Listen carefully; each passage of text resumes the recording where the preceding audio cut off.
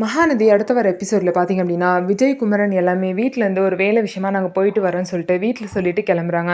உடனே பார்த்தீங்க அப்படின்னா, சரி போயிட்டு வாங்க அப்படிங்கிறாங்க. ஆனால் எங்கே போகிறேன் அப்படிங்கிற விஷயத்த வீட்டில் சொல்லவே இல்லை. உடனே கங்கா பார்த்தீங்கன்னா, காவேரி கிட்ட அவங்க எங்கே போகிறாங்க? கடையை கூட திறக்காம அவர் எங்கே போகிறாரு? உனக்கு தெரியும்ல, ஒழுங்கா சொல்லுன்னு சொல்லிட்டு காவேரி கிட்ட கேட்குறாங்க.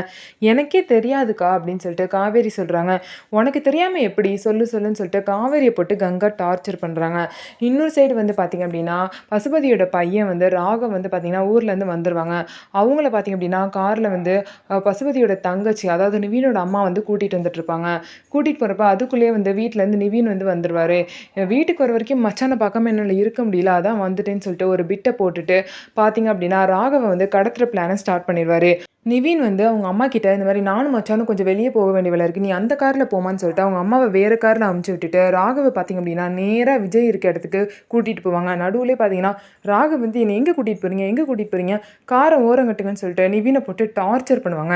ஆனா நிவீன் எப்படியோ பார்த்தீங்கன்னா, ராகவ சமாளிச்சு அந்த இடத்துக்கு போயிடுறாங்க. அங்க போயிட்டு பார்த்தீங்க அப்படின்னா, விஜய், குமரன் எல்லாமே வந்து அந்த கஸ்டடி அந்த ரூம்ல வந்து இருக்காங்க. அங்க வந்து ராகவ வந்து கூட்டிட்டு போயிடுறாங்க. அங்க வந்து ராகவ் வந்து வசமா மாட்டிக்கிட்டாரு. எதுக்கு என்னை இங்க கூட்டிட்டு வந்தீங்க? எங்க எங்க அப்பான்னு சொல்லிட்டு ரொம்பவே வந்து கத்துறாங்க. உடனே பசுபதிக்கு வந்து விஜய் வந்து வீடியோ கால் பண்ணிட்டு, இங்க பாரு உன் பையன வந்து நாங்க கடத்தி வச்சுட்டோம். இனிமே வந்து நீ என்ன பண்ணணும் அப்படிங்கிறத நாங்க சொல்றோம். ஒழுங்கா வந்து காவேரியோட வீட்ட வந்து அவங்களோட டாக்குமெண்ட்ஸ்ல சைன் போட்டு ஒழுங்கா அவங்க வீட்ட அவங்களுக்கு திரும்ப குடுத்துரு. இது மட்டும் பண்ணினா உன் பையன் தப்பிச்சுருவான். இல்ல உன் பையனோட உசிருக்கு உத்தரவாதம் இல்லன்னு சொல்றாங்க. இதுக்கப்புறம் பசுபதி என்ன முடிவெடுக்க போறாரு?